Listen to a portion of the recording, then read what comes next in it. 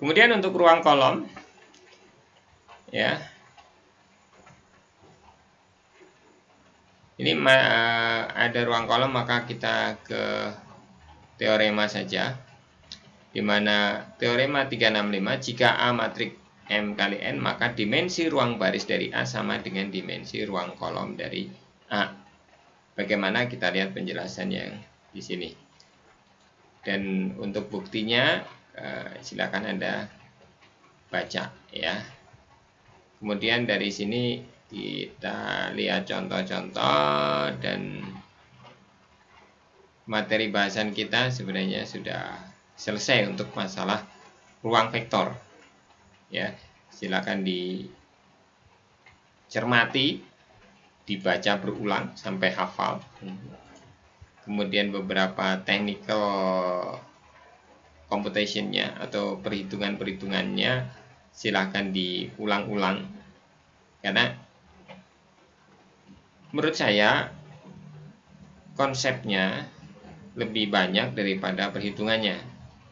Memang ada perhitungannya, ada, namun pemahaman konsep, kita mengenal konsep-konsep yang ada itu lebih banyak daripada bagaimana menghitungnya.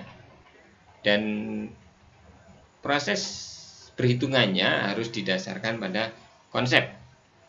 Tanpa memahami konsep-konsep, tanpa mengenali konsep-konsep urutan nama, jadi nama dari objeknya, mungkin nama dari objek, namanya dari properties, nama dari proses, itu harus benar-benar kita kenal. Karena ya menurut saya ini bagi Anda adalah makhluk baru.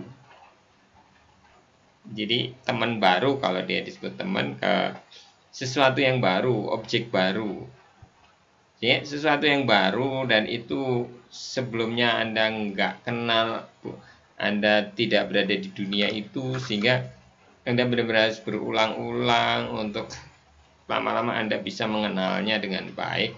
Dan setelah Anda kenal dengan baik, tahu ciri, tahu karakter, tahu wujud objeknya, kemudian tahu proses-prosesnya, dan Anda mengenalinya, maka dengan mudah Anda bisa menjelaskan, atau kalau ada soal Anda bisa menjawabnya dengan baik. Tapi intinya adalah memahami, atau istilah sederhana saya dari memahami adalah mengenal konsep-konsep ini. Dan konsep ini tadi kita bisa sebut abstrak, atau abstrak bukan berarti tidak kelihatan dan tidak terjangkau oleh akal. Kita udah bahas sebelumnya bahwa abstrak adalah model. Sehingga seperti saya bilang, mobil itu abstrak. Walaupun Anda sering jumpa mobil, tapi ketika kita bilang mobil, yang mana yang mobil? Ada banyak sekali jenis mobil, dan kita semua definisikan, kalau kita melihat wujud benda itu, kita bisa bilang dia mobil, gitu. Dan kita bisa membedakan dengan motor, kita bisa membedakan dengan bajai. Kenapa? Ada sesuatu yang berbeda, ada konsep-konsep yang berbeda, makanya dengan mudah kita bisa mengenalinya. Oh, ini mobil, ini bajai. Ini mobil pun nanti dibagi, ada sedan, ada minibus, gitu, ada truk, ada apalagi jeep, orang bilang jeep, ada kolbak, ada ya bis. Apa bedanya? Ada konsep, dan konsep itu tertanam dalam benak kita, dalam pikiran kita, sehingga ketika kita ditunjukkan sesuatu, itu bus, itu jeep, itu minibus, itu sedan, ya kan, itu truk,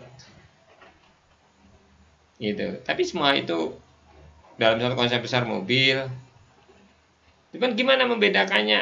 Ada ciri-ciri yang kita pahami, dan mungkin orang bisa berbeda memahaminya, tapi ada sesuatu yang tegas memahaminya. Nah, kita mengenalkan konsep ruang vektor di sini, makanya di beberapa buku Ale dimulai dengan SPL, sistem persamaan linear, karena sebenarnya ruang vektor adalah suatu konsep dari beberapa vektor yang dia diambil dari fenomena real, perwakilan fenomena, di mana fenomena real itu tidak cukup diwakili dengan satu angka, tapi dia harus diwakili dengan beberapa angka, dan beberapa angka itu pun harus dikelompok-kelompokkan menjadi kelompok 1, kelompok 2, kelompok 3, di mana 3 kelompok ini saling terkait, begitu kan?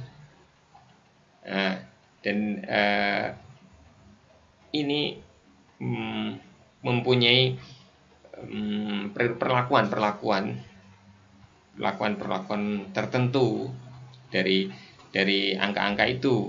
Ya seperti kita lihat, kalau kita lihat SPL tuh intinya ada beberapa persamaan yang kita ambil dari dunia real.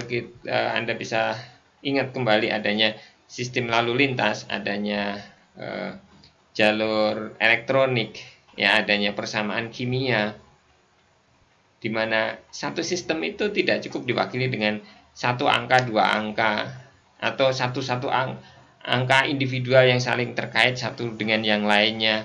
Tidak, tapi satu deretan angka dengan satu deretan angka dengan satu deretan angka, dan mereka saling terkait membentuk satu sistem, dan itu kita amati, atau di situ kita cari solusinya, dan kita angkat menjadi suatu model matematik di mana model itu menjadi sesuatu yang hanya berada di tingkat model, atau kita sebut sebagai di tingkat abstraksi saja, karena kita sudah tinggalkan aplikasi realnya, dan dan kita bisa ngotak-atik, dan kita bisa menyelesaikan permasalahan itu hanya di tingkat model saja, sehingga ya kita seakan-akan hanya bermain di level otak atau level logika saja. Kita tidak bereksperimen di level realnya, tapi kita bereksperimen di level logikanya saja. Dan itu banyak sekali terjadi di dunia ini, gitu ya. Contoh, mungkin sekarang orang sedang mengalami pandemi virus corona. Bagi yang kena virus, maka dia tahu, oh, virus corona itu ada. Tapi bagi yang enggak, ini virus corona kayak apa? Virusnya tidak kelihatan. Tapi di level lain, kita mengamati bagaimana tingkat penyebaran virus corona itu. Ketika terjadi interaksi antar orang, sehingga orang itu saling menularkan satu sama lain, satu orang bisa menularkan sekian orang, dan seterusnya. Terus gimana kita bisa tahu kalau ada orang berkerumun maka dia akan menular, dan berapa banyak menularnya, dan gimana tingkat menularnya kita hitung dari waktu ke waktu, sehingga banyak orang membuat pemodelan masalah corona. Dan dihitungnya dari mana? Nggak usah dicobain corona disebarin dalam suatu komunitas, nanti ya mati, sebagian besar mati. Ya kan, berapa orang kita bunuh kalau kita nyobain begitu. Tapi kita cukup angkat di level abstraksi atau level model, maka kita akan tahu kalau kondisi ini kita biarkan, maka akan terjadi seperti ini dalam sekian hari, dalam sekian pekan. Tapi kalau untuk mengantisipasi itu kita lakukan treatment. Misalnya salah satu treatment hebat adalah social distance, atau kita tidak boleh berdekatan atau saling berjauhan, sehingga virus tidak bisa menular lebih dari 2 meter misalnya, sehingga kita lakukan jarak itu.